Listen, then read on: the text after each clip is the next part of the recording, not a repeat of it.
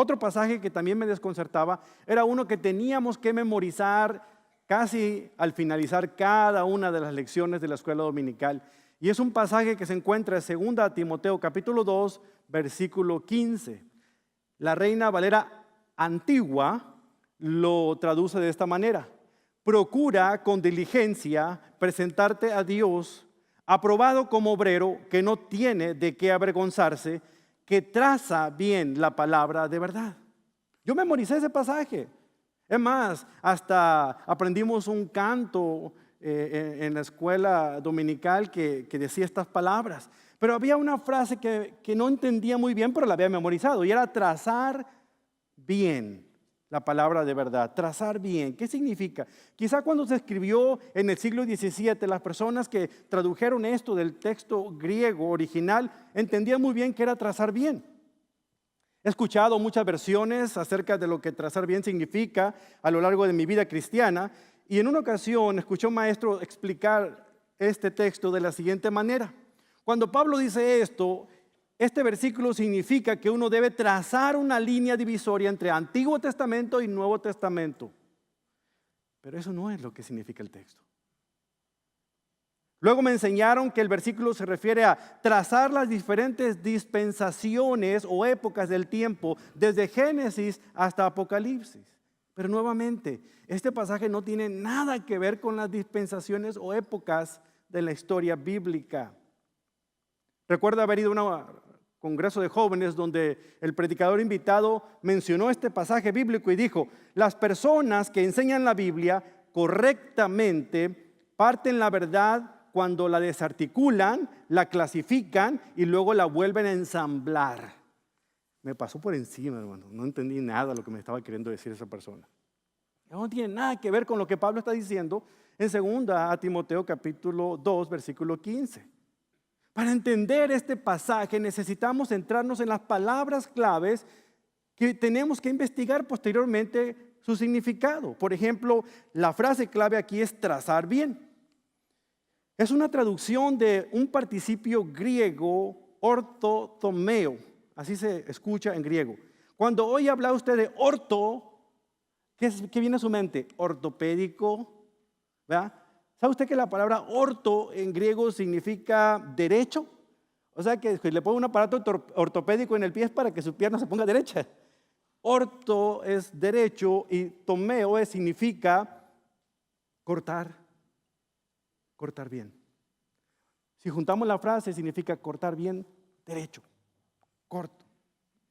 Es una frase que en la antigüedad se utilizaba para referirse a un artesano al cortar en línea recta algo, o a un labrador en la tierra cuando cortaba o escarbaba un surco derecho, o tal vez a un obrero al construir un camino derecho que con un machete tenía que quitar la maleza para abrir un camino derecho hasta el lugar a donde se dirigía, o a un obrero, como en el caso que menciona aquí Pablo, para construir un camino recto. Metafóricamente se utilizaba para realizar cualquier cosa, para hacerla con sumo cuidado. Eso es lo que realmente significa esta frase. Debido a que el apóstol Pablo tenía como profesión ser fabricante de tiendas de campaña o de carpas, como vemos en Hechos 18:3, cuando él escribió estas palabras a su hijo en la fe, Timoteo, él pudo haber tenido en mente cortar la tela en línea recta con precisión para que cuando unieran los pedazos de tela uno con otro, casaran perfectamente como estaban, para que formaran lo que, bueno, él tenía en mente de hacer una tienda con buenas medidas, con buenas dimensiones. Pablo y Timoteo, de alguna otra manera, utilizar esta frase en este texto de 2 Timoteo 2:15, estaban hablando acerca de usar a la Biblia, estudiarla de tal manera que pudieran interpretarla y enseñarla a fin de que todo encajara con la mayor precisión. ¿Por qué? Porque la Biblia, hermanos, no se debe prestar a contradicciones. Ellos tenían que cortar recto, como dice la versión de la Biblia de las Américas. Me gusta cómo lo pone porque es lo más parecido al texto original. Dice que tenían que manejar con precisión la palabra de verdad. En la versión de la Biblia que acostumbra utilizar la Nueva Traducción Viviente, traduce este concepto de esta manera: esfuérzate para poder presentarte delante de Dios y recibir su aprobación. Sea un buen obrero, alguien que no tiene de qué avergonzarse y que explica correctamente la palabra de verdad. ¿Ven ustedes la belleza de poder leer en diferentes versiones un mismo pasaje para que aclare el significado del pasaje y no sacarlo el texto aislado para hacer que la Biblia diga lo que uno quiera? Entonces, la marca distintiva de todo creyente, de todo hijo e hija de Dios, de todo pastor, de todo predicador, de todo maestro de escuela dominical, es esforzarse al máximo al estudiar un pasaje de la Biblia para abrir un camino derecho hasta una persona, para que esa persona pueda entender y comprender esa verdad que Dios ha puesto ahí en la Escritura.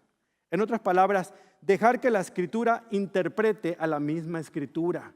Porque la Biblia tiene una sola interpretación, la que el autor divino ha querido darle, y ese es el Espíritu Santo, aunque fue escrita por más de 40 escritores humanos.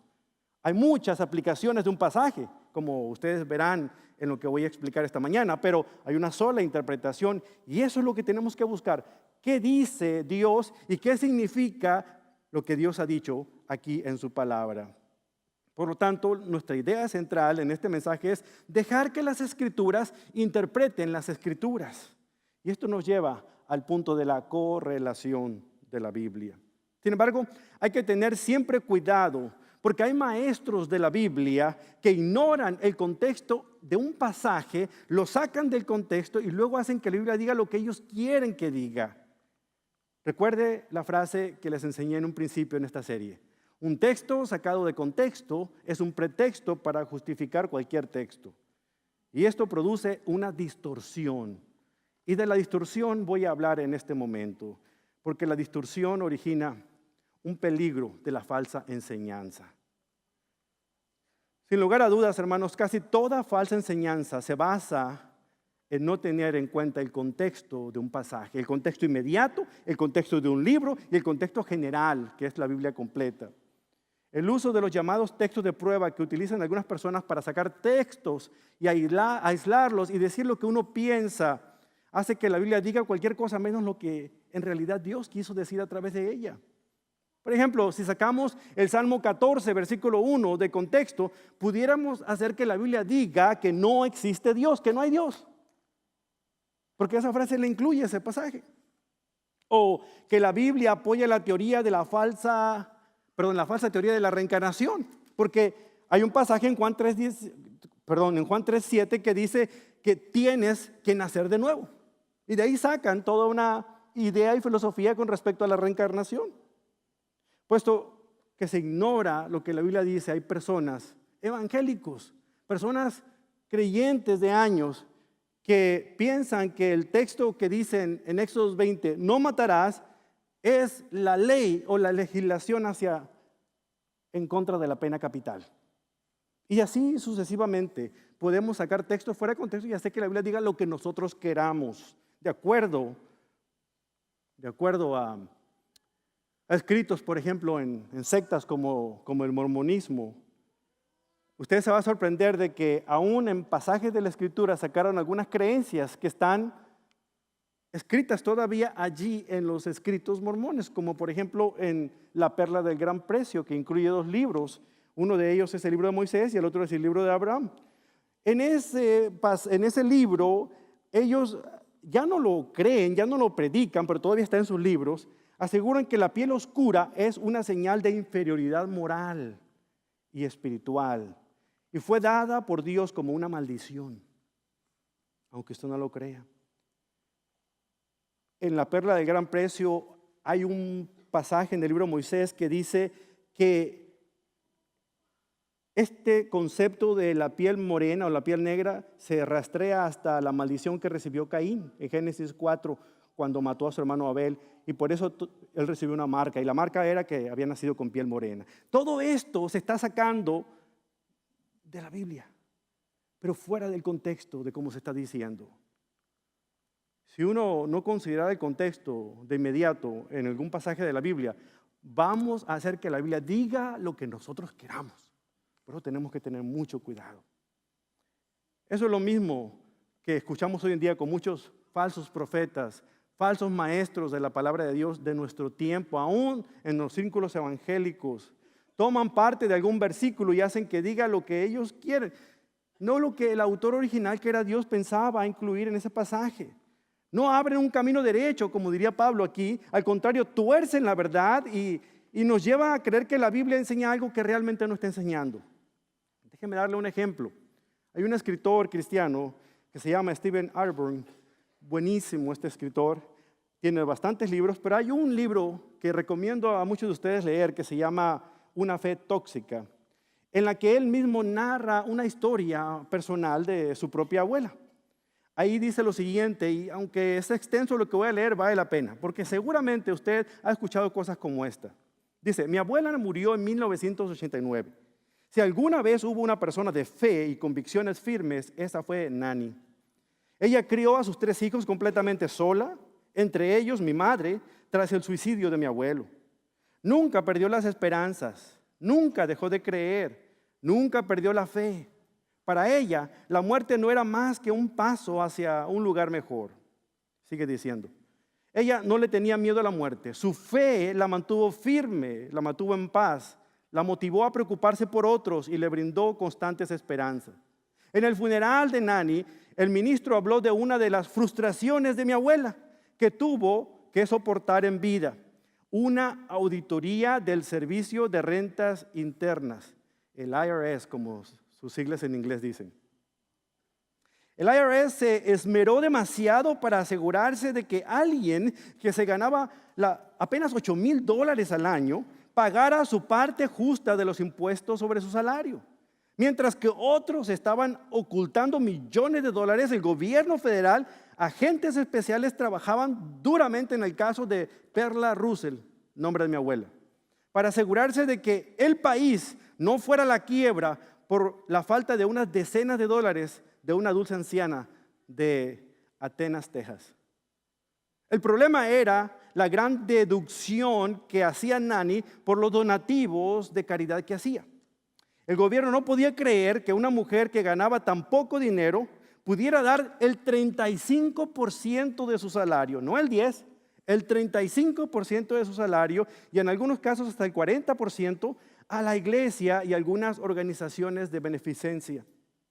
El IRS por fin dejó de molestarla cuando Nani sacó del ático todos los talonarios de cheques que habían sido pagados a televangelistas, a predicadores de la radio y a su iglesia local.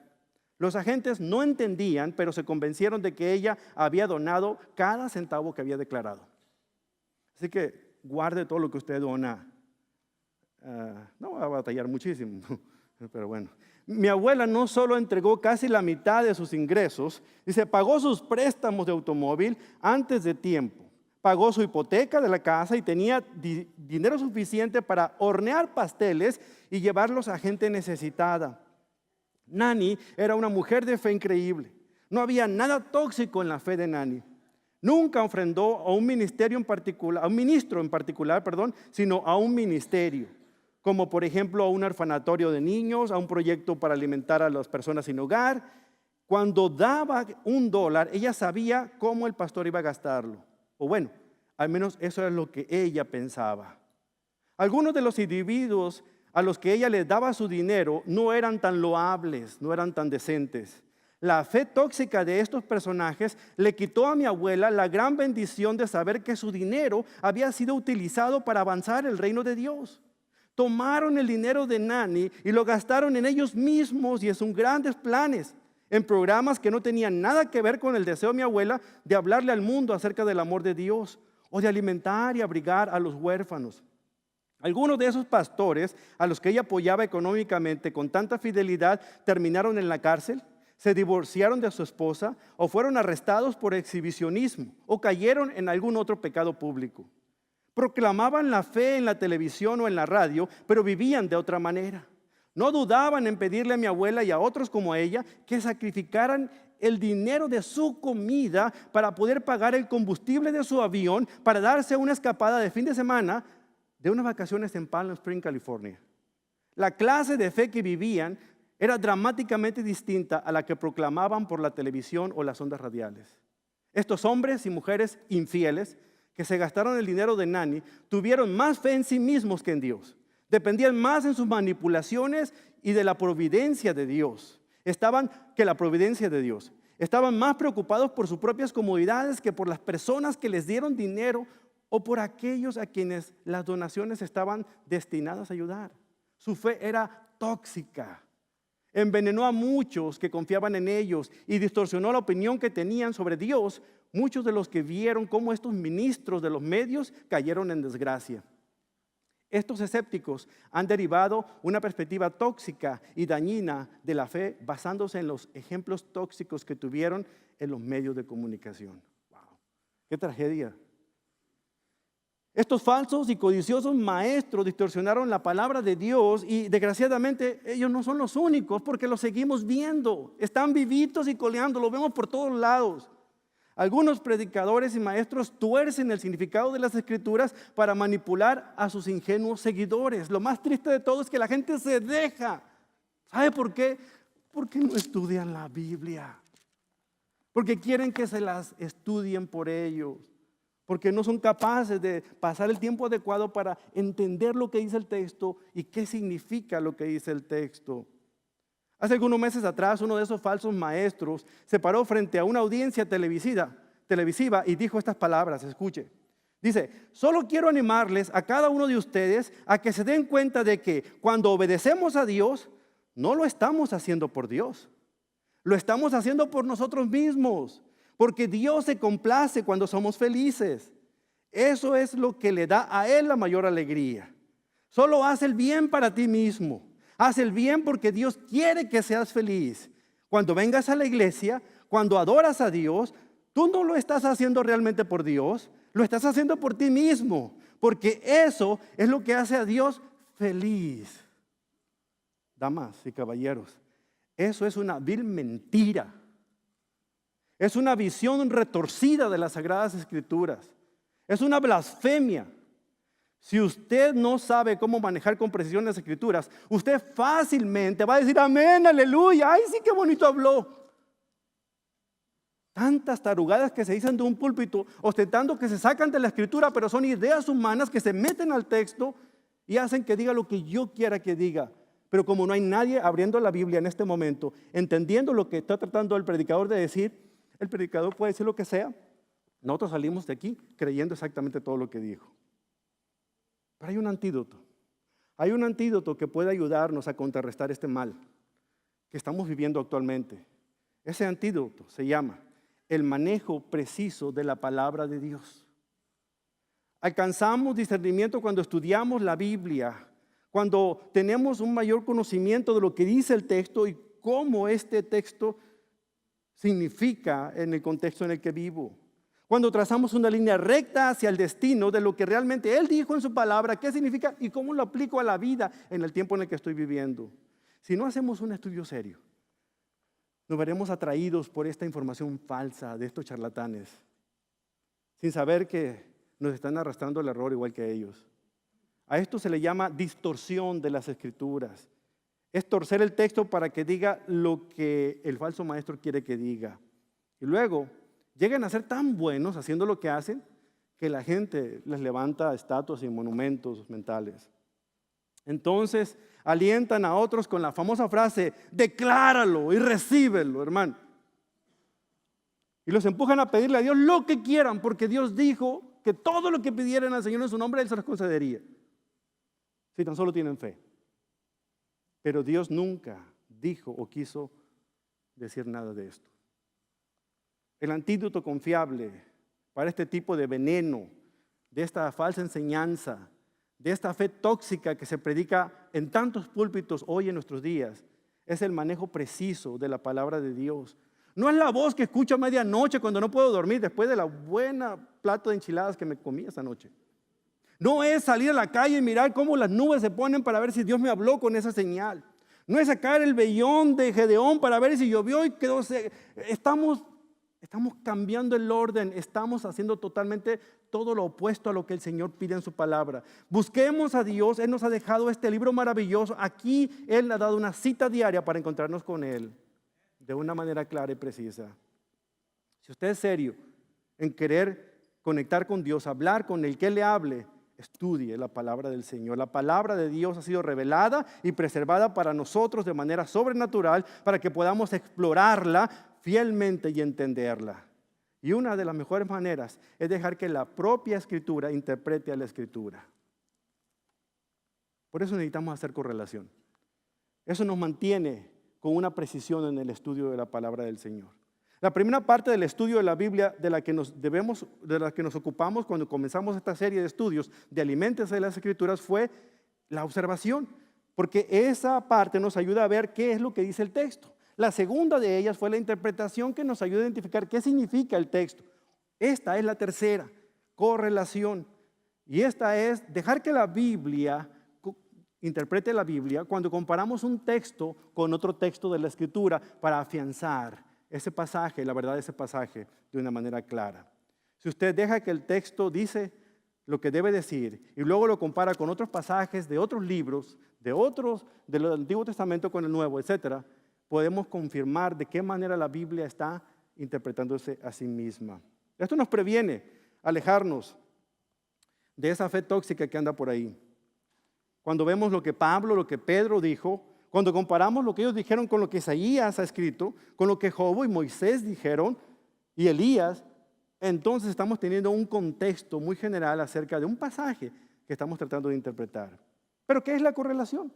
Bueno, la correlación es comparar un pasaje de la Escritura con otro, un principio con otro, una línea con otra, un poco aquí y un poco allá de la Escritura para poder analizar un tema específico, cómo eso se traduce en otros pasajes de la Escritura. Esta disciplina nos ayuda a no caer en los errores comunes que a veces caemos cuando sacamos un texto fuera de contexto. Por ejemplo, cuando hablamos de la oración en Mateo 6, de 5 a 7, no es el único lugar donde se habla de la oración. Hay otros pasajes como Santiago 4:3 o el Salmo 66 o Filipenses 4, hablan de la oración. Tenemos que ir a esos lugares para ver qué es y cómo es que debemos nosotros orar. Muchas de las personas con las que trato en el ministerio de radio, de Visión para Vivir, son personas que están siendo víctimas de charlatanes, que están abusando espiritualmente de ellos, con pasajes que han sacado fuera de contexto y muchos de ellos han quedado en la calle y vienen preguntando si es verdad lo que han escuchado, porque lo que escuchan en nuestras predicaciones es algo muy distinto a lo que ellos oyen. Y a veces me doy cuenta de la fe tóxica en la que han caído y los desilusionados que se sienten preguntándose si realmente Dios cumple con su palabra, porque lo que ellos han pedido Dios no se los ha concedido, cuando en realidad Dios nunca prometió lo que los charlatanes les están diciendo. No se dan cuenta que les mintieron usando la Biblia, porque no basta con que yo tenga mi Biblia y camine con ella debajo del brazo. Esto no garantiza que yo esté hablando la verdad con ustedes. Cuando se abre, cuando se enseña, cuando se explica, cuando se dice lo que Dios dice aquí, se explica dentro del contexto, entonces estamos aprendiendo juntos, no lo que los que están en los púlpitos están queriéndonos decir. Donald Gray Barnhouse, uno de los grandes maestros de la Biblia, subrayó la importancia de la correlación diciendo lo siguiente, escuche: muy rara vez usted tiene que ir fuera de la Biblia para explicar algo que está dentro de la Biblia. Porque la Biblia se puede interpretar a sí misma. Eso es cierto, hermanos. La Biblia es el libro perfectamente mejor correlacionado de todo el mundo. No hay contradicciones en él. Aunque algunos escépticos estén tratando de convencernos de lo contrario, de que la Biblia se contradice a sí misma. La inerrancia de las Escrituras es la que nos garantiza a usted y a mí que el libro, la copia de las Escrituras que tenemos, es la copia fiel de lo que Dios quiso decirnos. Y aquí está puesta por escrito. La Biblia se compone de 66 libros, 66 partes individuales de un libro coordinado a la perfección. Son más de 40 escritores humanos que siguieron la dirección de un solo autor divino, y ese es el Espíritu Santo. Él ha vigilado que todo lo que está escrito aquí sea preservado, integrado de una manera maravillosa para decir lo que Dios ha querido que se diga. Y hermanos, en mis más de 30 años de cristiano, en los más de casi 20 años de estudiar las Escrituras para enseñarlas, no he encontrado hasta este momento ninguna sola contradicción, ninguna cosa que me haga dudar de la veracidad de la palabra de Dios. Por lo tanto, su tarea y la mía, como estudiantes de la Biblia, es abrir un camino de recto, es trazar, como dice Pablo a Timoteo, trazar un camino recto, sin torcerla, sin desviarnos. Es lo que dice él ahí en 2 Timoteo 2:15. Ahora, este pasaje, ya que hablamos de este pasaje en 2 Timoteo 2:15, ¿qué otro pasaje habla de esta verdad también? Vamos a hacer una pequeña correlación aquí. Busque en la primera carta de Pablo a Timoteo, esta es la segunda, en la primera carta de Pablo a Timoteo, capítulo 1, versículo 5, Pablo está enunciando cuál es el propósito que tenemos nosotros como estudiantes de la palabra. Un tema muy similar, otro pasaje de la Escritura. En 1 Timoteo 1:5 leemos que Pablo dijo lo siguiente. Me gusta cuando escucho el sonido de las páginas dando vuelta. Que eso significa de que estamos interesados en ver lo que dice el texto y no están conformándose únicamente con lo que dice el que está aquí enfrente de ustedes. ¿Ya estamos ahí? 1 Timoteo 1:5. Amén. Dice Pablo aquí, el propósito de mi instrucción es que todos los creyentes sean llenos del amor que brota de un corazón puro, de una conciencia limpia y de una fe sincera. ¿Se da cuenta? Aquí Pablo empieza exponiendo clara y llanamente cuál es su propósito. Este versículo quiere decir exactamente lo que leemos que dice. No hay mucha interpretación aquí. Pablo deseaba que las personas fueran llenas del amor que provenía de corazones puros, que tuvieran una conciencia limpia y una fe genuina. Vea lo que es el siguiente versículo, el 6. Pero algunos no lo entendieron, se desviaron de estas cosas y pasan el tiempo en debates sin sentido. Observe cómo empieza Pablo. Dice la palabra pero. Cuando vimos el proceso de observación, dijimos que todas las palabras eran importantes, sobre todo algunas palabras, algunos términos clave, y aquí vemos una. Pero es una palabra que nos ayuda a entender un contraste. Hay algo aquí que el apóstol Pablo está queriendo decir que contrasta con lo que acaba de decir. Y aquí está introduciendo una idea que contrasta y dice que aunque él se esmeraba por tener una conciencia tranquila, limpia, otros se habían desviado. Dice, otros se desviaron de estas cosas. ¿Qué cosas? Un corazón puro, una conciencia limpia, una fe sincera. Siga leyendo el versículo 6. Pasan el tiempo en debates sin sentido. Quieren ser reconocidos como maestros de la ley, pero no tienen ni idea de lo que está diciendo, a pesar de que hablan con mucha seguridad. Pablo aquí no se reprime para exhibir a todos estos charlatanes y maestros falsos que estaban tratando de enseñar un evangelio distinto. Aquí estaba hablando, como decimos en México, sin pelos en la lengua. Anote bien la siguiente parte. Vaya más adelante en los versículos 20 al 21 para que vea cómo esta idea se cimenta más. En el mismo capítulo, en el mismo versículo, perdón, en el mismo libro y en el mismo capítulo, los versículos 20 al 21. Dice, Timoteo, cuida bien lo que Dios te ha confiado. Evita las discusiones mundanas y necias con los que se oponen a ti, con su así llamado conocimiento. Algunos se han desviado de la fe por seguir semejantes tonterías. A veces yo tengo que parar los caballos, algunos de ustedes, para detenerlos porque entran en debate conmigo acerca de cómo interpretan un pasaje, porque escucharon a fulano de tal en la radio que dijo tal cosa. Le digo, espérate. No hay tiempo aquí de discutir. Vamos a sentarnos juntos, a abrir la Biblia y a discutir aspectos. Pero si solamente es para probar que tú estás bien, yo estoy mal, yo no juego a eso. Vamos a lo que dice la Escritura y a ella nos sometemos. No a lo que dijo el pastor fulano, por más famoso que sea y está en la radio. Vamos a lo que dice la Escritura. Así tenemos que pensar. No tenemos tiempo que perder con cosas y debates. Hay tanta urgencia en explicar el Evangelio a gente que lo necesita como para perder tiempo en cosas de quién tiene la razón en este tipo de aspectos. La razón la tiene Dios. Y si yo estudio seriamente las Escrituras, voy a entender cuál es la razón de Dios. Y con esa, cualquiera tiene el derecho a estar equivocado. ¿Cierto? Continuamos. Así que como surgen estas cosas, también surgen grupos y se forman sectas que defienden puntos, sacan de contexto y forman su propio sistema de creencias y de valores. Lo trágico es la gente que ciegamente los cree, los sigue y no quieren entender razones porque no quieren estudiar la Escritura. Por eso la correlación nos ayuda a comprender un pasaje de las Escrituras y a entender cómo se compara uno con otro para entonces sacar su significado real. Ahora, algunas herramientas que le van a ayudar a usted a poder correlacionar bien un pasaje. 5 herramientas bien rápidas. Primero que nada, tiene que conseguirse una buena Biblia de estudio.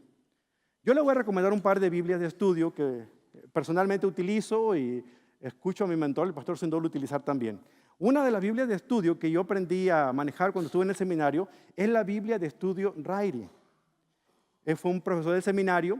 La versión en la que se tradujo esa Biblia es la versión Reina Valera del 60, pero tiene muchas anotaciones y comentarios que realmente son fabulosos. La Biblia de estudio Rairi ampliada es una excelente herramienta que realmente ustedes van a beneficiarse de estudiarla. Otra es como la que yo estoy estudiando en este momento, que es la Biblia de estudio de la Nueva Traducción Viviente, un español más contemporáneo que nos ayuda a nosotros a entenderlo con un español más actual, pero contiene comentarios, contiene los mapas, contiene un montón de información acerca del libro que me ayuda a poner todo dentro del contexto de cómo estamos haciéndolo. Pero usted utilice la Biblia que usted quiera, pero que es una Biblia de estudio.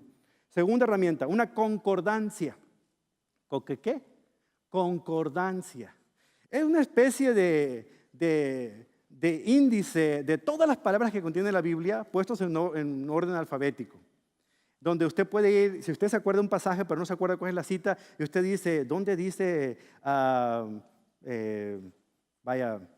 Canaán? Y usted va y encuentra Canaán y encuentra todo lo que se dice acerca de Canaán.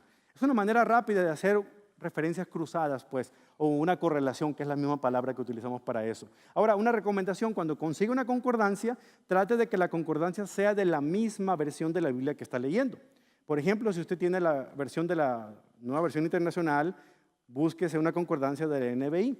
Si usted está teniendo una versión de la Reina Valera, búsquese la concordancia Strong, que es de la Reina Valera. Porque si no, usted va a encontrar la palabra, por ejemplo, en la Reina Valera antigua, en lugar de amor dice caridad, y usted va a otra concordancia donde dice amor, pues nunca va a encontrar caridad. ¿Me explico? O sea, busque una concordancia de acuerdo a la Biblia que usted está leyendo.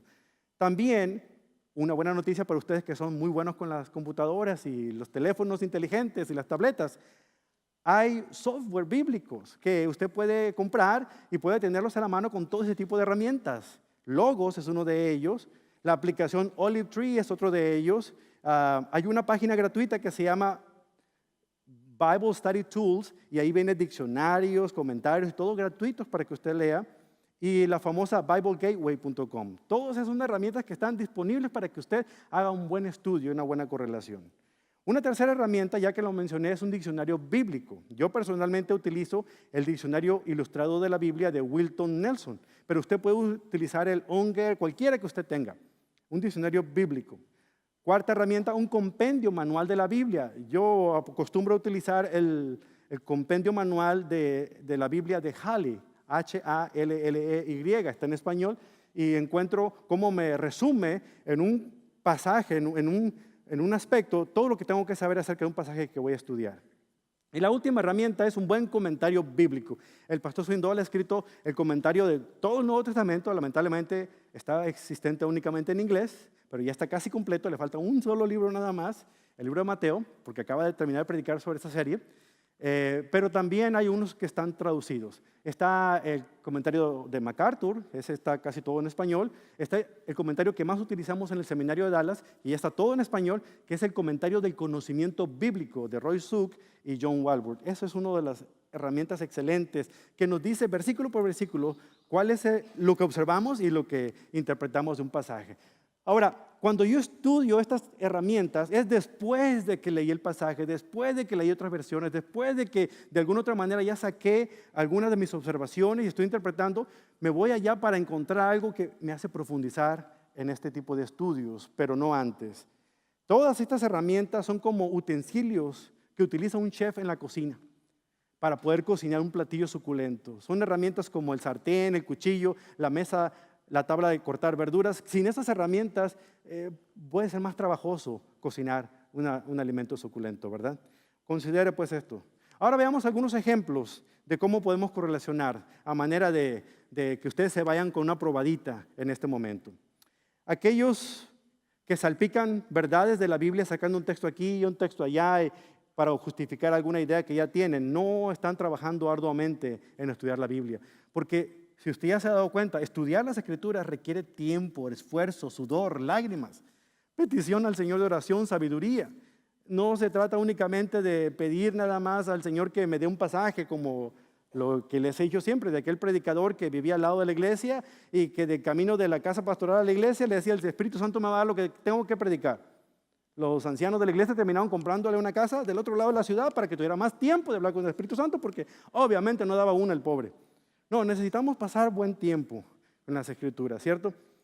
Ahora, si usted dispone no solamente de 30 minutos, inviértalos en estudiar conscientemente diferentes versiones de la Biblia, profundice. ¿Sabe qué? Pasa 30 minutos en el Facebook, así, pero debajo de la manga. Ahórrese ese tiempo. Es más, usted se ha aventado no sé cuántos partidos esta semana con la Copa Mundial y no tiene tiempo para estudiar la Escritura. Caramba, esa ni se la cree el Señor. Así es que tiempo, el que tenga disponible, tenga. Vamos a ver un ejemplo aquí para picar la curiosidad de ustedes. Cuando hablamos, por ejemplo, acerca de cómo guardar la fe, vayamos a lo que dice 2 de Pedro, capítulo 1. El apóstol Pedro quería que sus lectores supieran lo importante que era perseverar en la fe cristiana a pesar de las circunstancias difíciles que ellos estaban pasando. Había persecución en la iglesia del primer siglo. Por eso él quería que ellos siguieran firmes en la fe. Ponga atención a lo que dice de cómo guardar la fe en 2 de Pedro 1, versículo 12. Dice aquí Pedro: por lo tanto, siempre les recordaré todas estas cosas, aun cuando ya saben y están firmes en la verdad que se les enseñó. Pedro aquí enseñó, hermanos, fielmente acerca de la verdad de Dios. Fue directamente a los manuscritos del Antiguo Testamento y sacó información de ellos para poder explicarles lo que ellos necesitaban saber. Vea lo que dice en el versículo 13, 2 de Pedro 1. Dice: y es justo que deba seguir recordándoselas mientras viva, pues nuestro Señor Jesucristo me ha mostrado que pronto tendré que partir de esta vida terrenal, así que me esforzaré por asegurarme de que siempre recuerden estas cosas después de que me haya ido. Más adelante, Pedro hace una correlación de lo que él está diciéndole, lo que él está enseñando, lo que él está viviendo por experiencia con lo que ya se había escrito en el Antiguo Testamento. Acuérdense que la Biblia que conocían los discípulos del Señor era el Antiguo Testamento, era la Biblia que ellos conocían. El Nuevo Testamento todavía no se estaba terminando de escribir, apenas estaba en proceso de escribirse. Vea lo que dice en los versículos 19 al 20. Dice: debido a esta experiencia, lo que Él les está diciendo, lo que Él está tratando de enseñarles, ahora confiamos aún más en el mensaje que proclamaron los profetas. Ustedes deben prestar mucha atención a lo que ellos escribieron, porque sus palabras son como una lámpara que brilla en un lugar oscuro hasta el día que el día amanezca y Cristo, la estrella de la mañana, brilla en el corazón de ustedes. Versículo 20. Sobre todo tienen que entender que ninguna profecía de la Escritura jamás surgió de la comprensión personal de los profetas. La Reina Valera del 60 traduce este versículo 2: ninguna profecía de la Escritura es de interpretación privada. ¿Qué significa esto? Significa que ningún profeta fue originario de lo que escribió. Dios le dio ese conocimiento. No procedió de su propia iniciativa. Dios, de manera sobrenatural, le reveló esta información de las Escrituras. Al final de ese versículo explica cuál es el rol del Señor al transmitir su verdad. Dice el versículo 21: al contrario, fue el Espíritu Santo quien impulsó a los profetas y ellos hablaron de parte de Dios. Ese era el rol, tenían que hablar de parte de Dios. Pedro estaba escribiendo sobre los profetas del Antiguo Testamento, estaba hablándoles que lo que ellos escribieron es palabra de Dios, Dios los inspiró a hablar, pero también al mismo tiempo el apóstol Pedro estaba autentificando lo que él les estaba diciendo, porque él también estaba hablando por parte de Dios. Jesús lo envió a hablar las buenas nuevas por todos lados y él estaba hablando de esto. En una manera muy clara, este pasaje, que es tan romántico de entenderlo, habla de que ellos se dejaron llevar. Como un barco que está en medio de alta mar, que no tiene velas ni motor, se deja llevar por el viento y por las corrientes subterráneas que se van moviendo. De esa manera, estos hombres, escritores de la Biblia, se dejaron llevar, mover por el Espíritu Santo para escribir lo que Dios quería, de una manera muy general y global, dar a conocer a sus hijos. Es un término náutico utilizado aquí para escribir esto. Ahora, vea lo que dice 2 de Pedro 3:15 para hacer una correlación de este pasaje.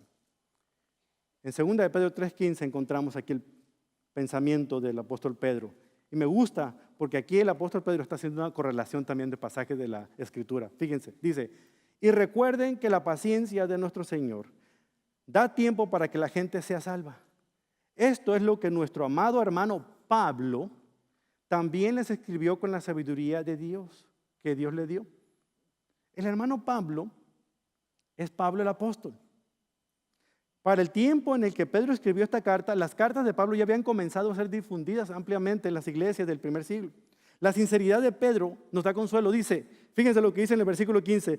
Esto es lo que nuestro amado Pablo también le escribió con sabiduría que Dios le dio. Al tratar estos temas en todas sus cartas, algunos de sus comentarios son difíciles de entender. Ay, no soy el único, ¿verdad? Pedro está diciendo que aún leyendo lo que Pablo había escrito, había comentarios que eran difíciles para él. Estamos en buena compañía, no somos los únicos. Dice, y los que son ignorantes e inestables han tergiversado sus cartas para que signifiquen algo muy diferente, así como lo hacen con otras partes de las Escrituras.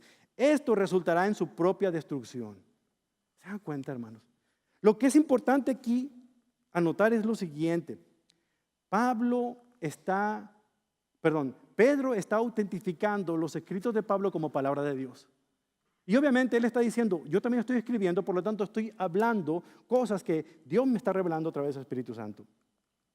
Ahora note lo que pasaba con otras personas. Tergiversaban lo que Pablo estaba diciendo. La palabra tergiversar es un término que en griego se escucha como estreblo y de acuerdo al significado del léxico de esta palabra, significa distorsionar un enunciado para que diga un significado falso.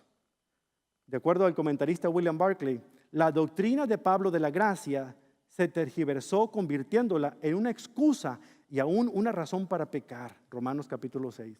La doctrina de Pablo sobre la libertad cristiana fue tergiversada convirtiéndola en una excusa para el libertinaje que no tenía nada de cristiano. Gálatas 5:13. La doctrina de Pablo de la justificación por la fe fue tergiversada para demostrar que la acción cristiana no tenía ninguna importancia, como vemos en Santiago 2:14 al 26. En otras palabras, las personas malinterpretaron las palabras de Pablo para acomodarlas a sus propios deseos pecaminosos. Una de las cosas más trágicas de la vida es tergiversar una verdad de las Escrituras para que diga no lo que Dios quiere decir, sino lo que yo quiero que diga.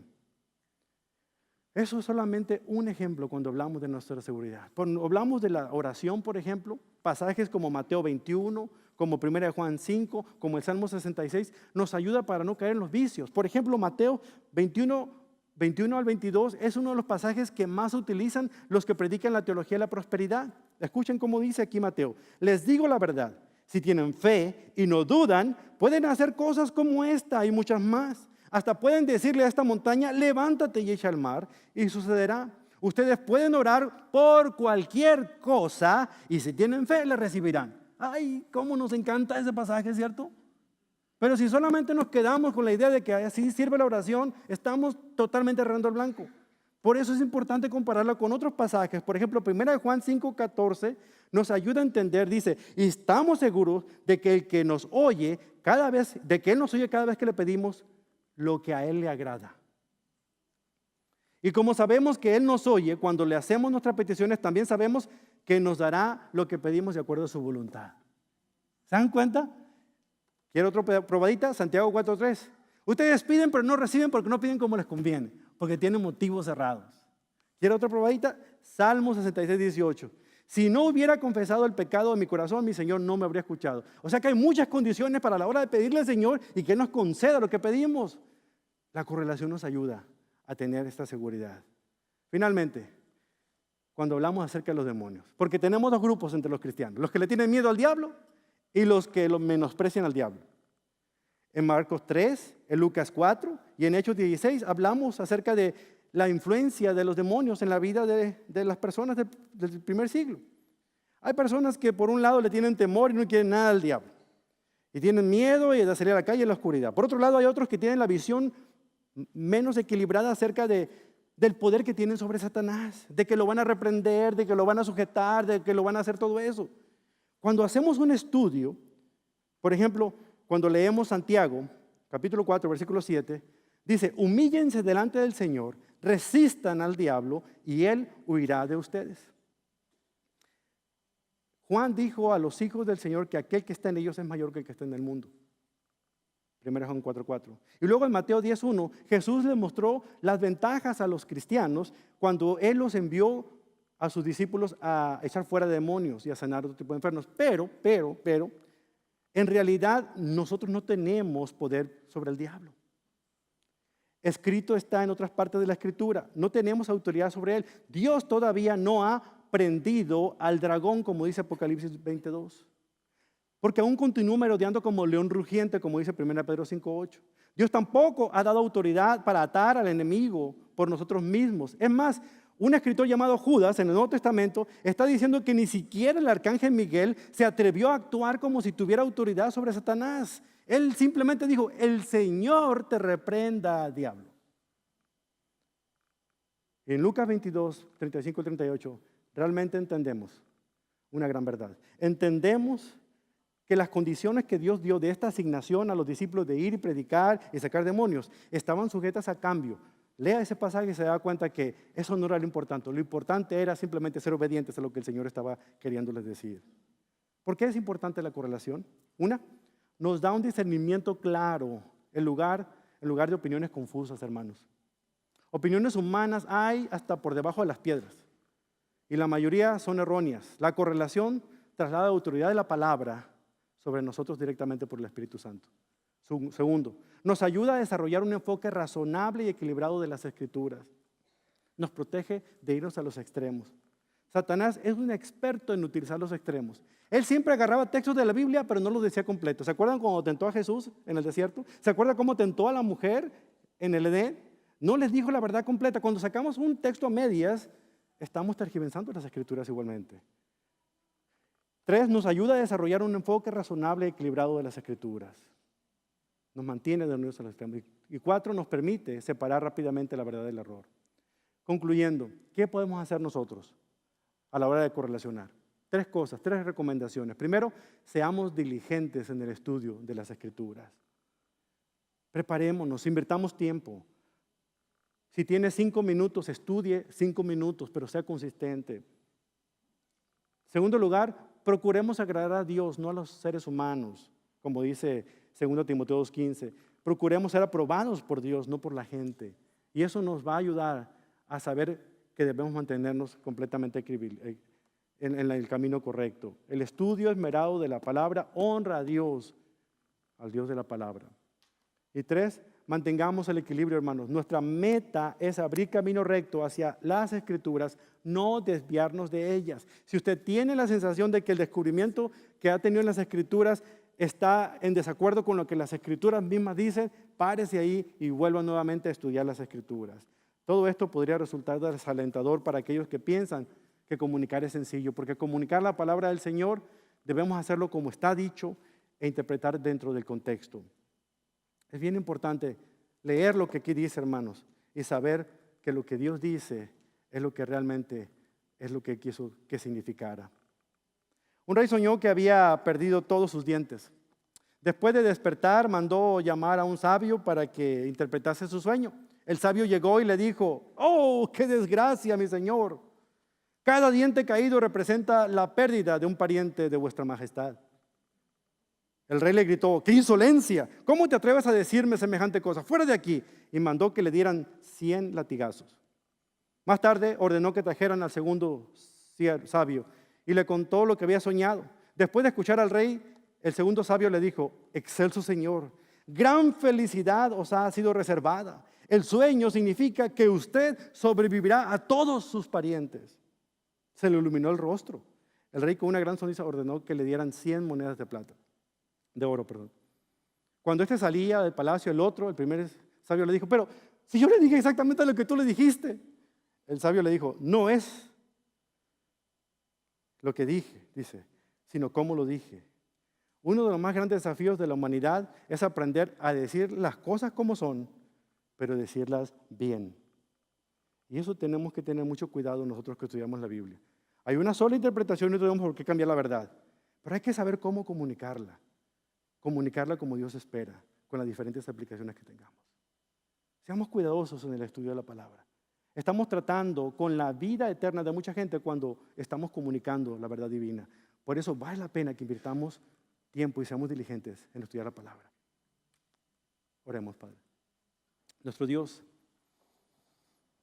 le rogamos que tome lo que se ha dicho en esta mañana y nos dé el tiempo para digerirlo. Permítanos darnos cuenta del valor de lo que se ha dicho y protéjanos de caer en la trampa de los falsos maestros. de los charlatanes, de las sectas, de aquellos que usan su nombre, pero no representan su poder o a su Hijo Jesucristo. Permítanos volver a enamorarnos de Jesús, a reconocer que Él es el Señor de nuestras vidas.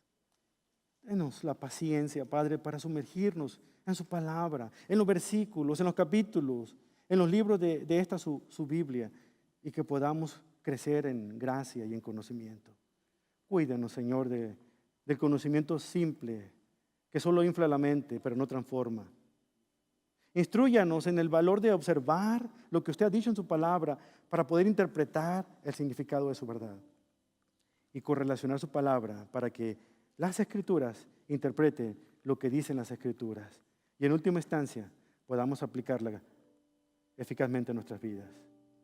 Qué privilegio es estar en una iglesia que se somete a la sólida enseñanza de su palabra. Que nunca pasemos esto por alto, sino que siempre consideremos como la única fuente, su palabra, la única fuente de autoridad. Hoy, bendito Dios, traemos nuestras ofrendas con gratitud, sabiendo que serán utilizadas para la diseminación del buen mensaje de Jesucristo. Permita que nuestra contribución ayude a que la verdad bíblica se extienda ampliamente y que sea escuchada, captada, incluso por aquellos que nunca la han escuchado anteriormente. Por eso damos de lo que nosotros mismos hemos recibido, sabiendo que usted hará grandes obras por medio de nuestras ofrendas. Recíbalas en el nombre de Jesucristo, nuestro Señor y Salvador.